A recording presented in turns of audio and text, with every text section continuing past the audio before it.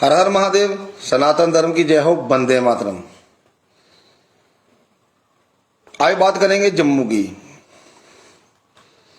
2 दिन पहले एक खबर देखी थी कि एक मुस्लिम पत्रकार का घर सरकार ने गिरा दिया। क्यों गिराया? क्योंकि मकान जो था वो सरकारी जमीन पे था। अब दूर दराज से सब उठकर शहरों में आ जाते हैं योजनाबद्ध तरीके से। कश्मीर से मैंने दूर दराज गांव से कोई हिंदू नहीं देखा जो आके हमारे जम्मू में रह रहा हो और आजीवन जहां रहा हो। नहीं रहते हैं। ये सिर्फ और सिर्फ मुसलमान लोग हैं जो कश्मीर से, डोडा किश्तवाड़ से, रजौरी से, रियासी से, पता नहीं कहां कहां दूर दराज से आके जम्मू के अलग अलग जगहों पे आके कब्जा कर लिए हैं। अब जब वो कब्जा निकल रहा है तो इनको तकलीफ हो रही है, फिर इन पे अत्याचार हो रहा है। तो बात कर रहे थे हम मुस्लिम पत्रकार की, जिसका घर जो है 2 दिन पहले तोड़ दिया गया। और आपको यकीन नहीं होगा इस बात पर कि एक हिंदू ने उठ के उस पत्रकार को 5 मरला, जो मतलब यहाँ की भाषा में, भारतवर्ष की भाषा में बिस्वा बोला जाता है, हमारे उधर मरला बोलते हैं। 5 मरले की भूमि जो है उसको गिफ्ट डीड करके, रजिस्ट्री करके उसको दान में दे दी कि तुम्हारे साथ जुल्म हुआ। मैं पूछना चाहूंगा कि एक हिंदू का दिल उस मुसलमान पत्रकार के लिए धड़का। उसके आसपास कम से कम 100 से ऊपर मकान जो हिंदुओं के टूटे, क्या उनके लिए उसका दिल नहीं धड़का? क्या उस हिंदू को इतनी शर्म नहीं है? तू जाके, मैंने एक मुसलमान नहीं देखा आज तक जो कभी हिंदू समागम में या हिंदू की मदद करता हुआ, आज तक नहीं देखा मैंने कोई।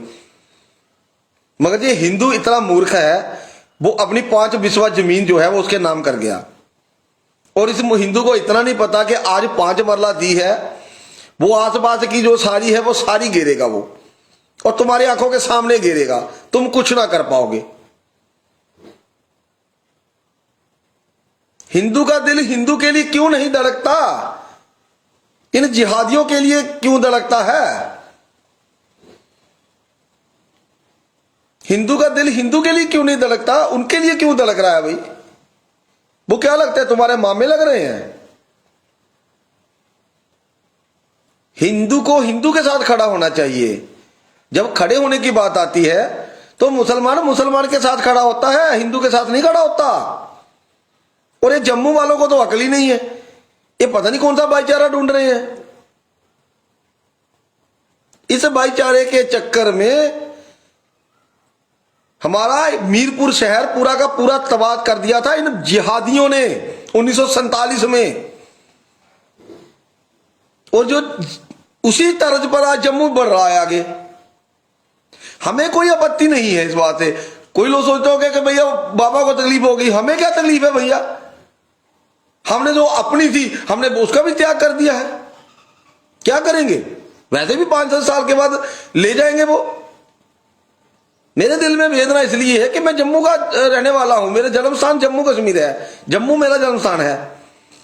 और इन जिहादियों की मक्कारी और इनका जो जितना भी मतलब क्या बोले इनको, ये सब मैंने देखा हुआ है अपनी आंख से। मेरा जन्म जो है वो श्रीनगर शहर में हुआ था। मेरे पिताजी पुलिस में थे, JNK पुलिस में। तो मेरा बचपन वहां देखा। जब आतंकवाद की शुरुआत हुई तो मैं वहीं पे था, छोटा था मगर मैं था वहां पे। मगर आज ये करना क्या चाहते हैं मुझे पता नहीं है। ये हिंदू साबित क्या करना चाहते हैं? उस जर्नलिस्ट को 5 मरले का प्लाट तुमने दान किया है और सोशल मीडिया में सारे मचा दिया तुमने। ये कौन सा संदेश देना चाहते हो तुम? उस पत्रकार का न्यूज चैनल में फॉलो करता हूं। इतना बड़ा दिल्ली में कांड हो गया, कश्मीरी ने आके सीधी गाड़ी ठोक दी, वहां पे ब्लास्ट कर दिया। उसकी न्यूज में मैंने नहीं उसको आलोचना करते हुए सुना। मैंने नहीं सुना उसको आलोचना करते हुए कि भाई वो कश्मीर का था तो हमारे लिए। मैं जम्मू का होने के बावजूद हमें शर्म आती है कि हम कश्मीर के साथ जुड़े हुए हैं। भाई हमें नहीं चाहिए, हमें अलग दे दो, जम्मू को अलग कर दो। और कहता था केंद्र सरकार से भी उस समय, रो रो के हमने बोला हुआ है कि जम्मू को, लद्दाख को तुमने अलग कर दिया, उन्होंने तो जिहादियों से पीछा छुड़ा लिया, जम्मू वालों का कल्याण भी करो। या जम्मू वाले सिर्फ तुमने वोट लेने के लिए रखे हुए हैं कि वोट हमें दे दो, मगर तलवे हम जाके कश्मीरियों के चाटेंगे, मुसलमानों के चाटेंगे जाके। सबको कश्मीर से मतलब है। 12 साल राज करिया जम्मू कश्मीर में, सरकार जो थी वो बीजेपी की ही रही।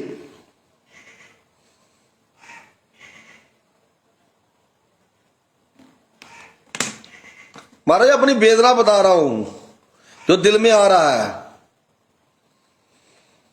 तो सच्चे मामे बनाए रहने, इन्होंने मामा बना के रखे हुए हैं। और मामा भी कौन से, कंस मामा बना के रखे हुए हैं जो गर्दन काटने की फिराक में है। इनको इतना नहीं पता चलता कि देश दुनिया में क्या हो रहा है, उनकी मंशा क्या है। अरे उनकी मंशा वो मौके की तलाश में है इस वक्त, क्योंकि उनकी तैयारी पूरी हो चुकी है। गजवा हिंद की पूरी तैयारी हो चुकी है।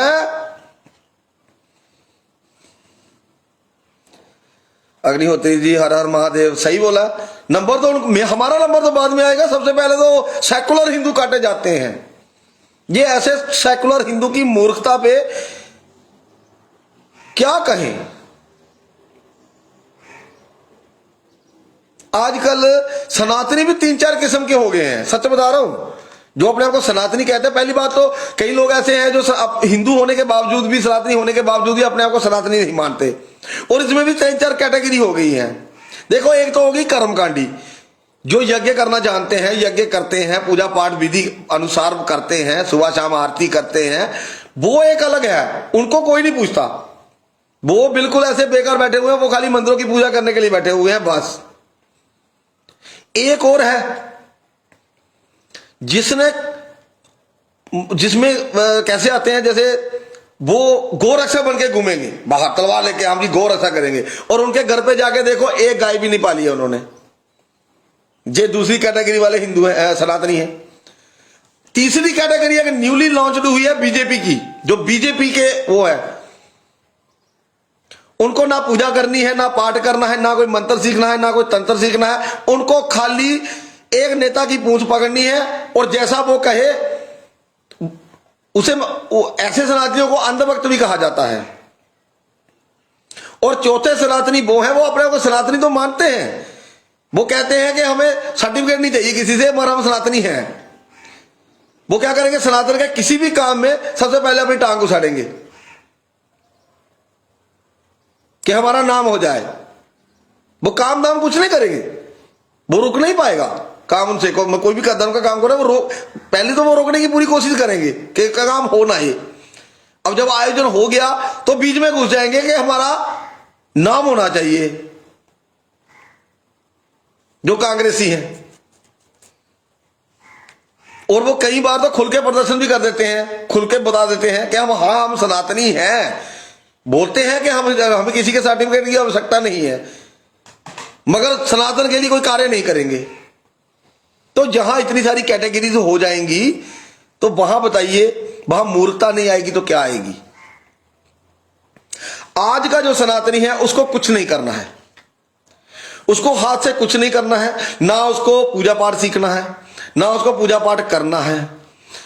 संस्कृत उसको आती नहीं, वो भी नहीं सीखनी है, क्योंकि देवताओं की भाषा तो संस्कृत है। अगर आप भगवान से बोलते हैं तो वो अमिताभ बच्चन का डायलॉग भूल जाइए, आज खुश तो बहुत होंगे तुम, वो डायलॉग भूल जाइए। क्योंकि देवताओं की भाषा हिंदी नहीं है, इंग्लिश नहीं है, कोई नहीं है, उनकी भाषा संस्कृत है। और संस्कृत तुमको आती नहीं तो भगवान से जब भीख मांगने जाते हो मंदिरों में, तो भीख मांगने जाते हैं। मैं सीधी बात बता रहा हूं, हिंदू जब फंस जाते हैं तब आते हैं मंदिरों में भगवान की शरण में, नहीं तो इनको कोई मतलब नहीं है पूजा पाठ से, कोई ऐसा नहीं है। ये अलग से कैटेगरी हो रही है, धीरे धीरे हो जाएगी। कोई सपोर्ट नहीं कर रही भाई, बीजेपी किसको सपोर्ट करेगी भैया, वो सत्ताधारी है। सत्ताधारी हमेशा वोट देने वालों के आगे झुकेंगे। जहां से उनको वोट नहीं मिलते हैं उनके आगे झुकेंगे। जहां से वोट मिलते हैं, जो वोट दे रहे हैं, उनके सामने तो उनके लिए कोई काम करेंगे नहीं ना, खासकर बीजेपी वाले। इन्होंने तो यही रखा है कि वोट लो हिंदुओं से और तलबे चाटो जिहादियों के या देशद्रोहियों से। क्या बिगाड़ लिया इन्होंने जम्मू कश्मीर में? फरूक अब्दुल्ला का क्या बिगाड़ लिया? महबूबा का क्या बिगाड़ लिया? 300 तोड़ दी हमने। कैसे तोड़ दी भाई? क्या टूटा? ये भारतवासियों को भ्रमित कर सकते हो आप, जम्मू वालों को नहीं, क्योंकि 370 टूटी ही नहीं है। ये एक झूठा जुमला है जो आपको दे दिया झुनझुना और आप बजाते जा रहे हो। खासकर अंध वक्त बजाए जा रहे हैं और बाकी वाले उनके पीछे पीछे घूम रहे हैं। वो क्या करेंगे? 12 साल क्या किया बताओ?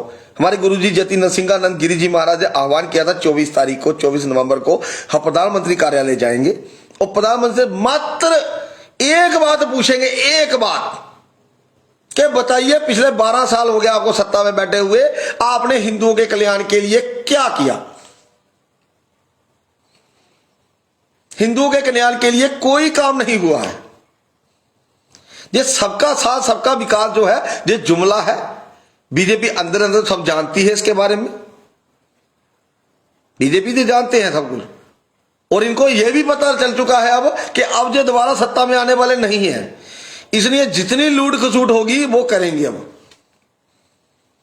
अब जो 2029 और 34, इस 29 में 2029 में इस देश का प्रधानमंत्री मुसलमान बनेगा, और एक बार प्रधानमंत्री मुसलमान बन गया, अगर 29 में किसी तरीके से मां और महादेव ने कोई चमत्कार कर दिया तो बच गए, नहीं तो 34 में तो मुसलमान बनना ही बनना है और इसको कोई नहीं रोक सकता।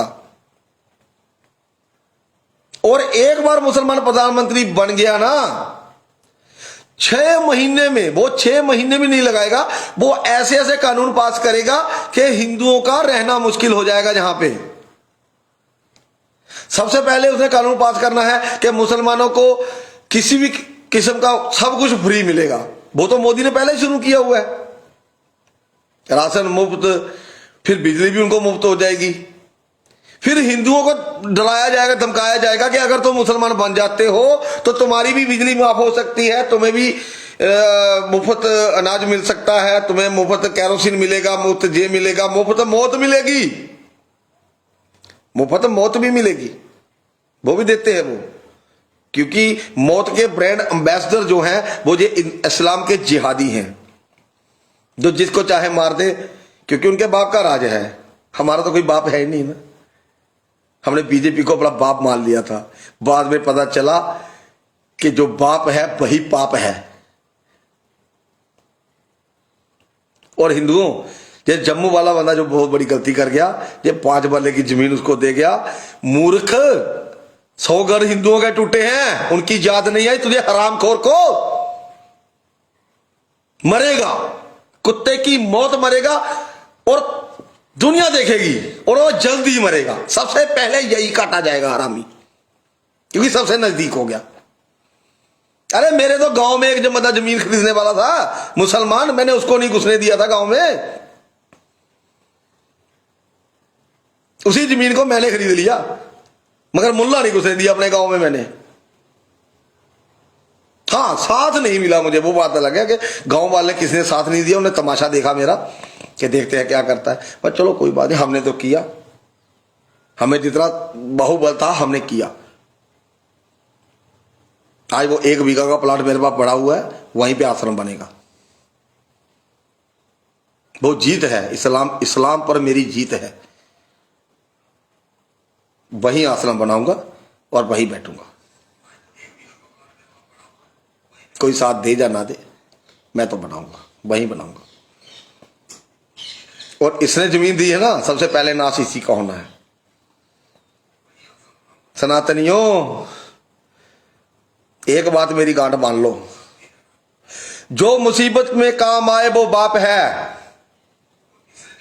जो मुसीबत में काम आए वो बाप है, और जो मुसीबत में तुम्हें अकेला छोड़ जाए वो बाप नहीं, वो पाप है। मिटा दो इसे। हर हर महादेव।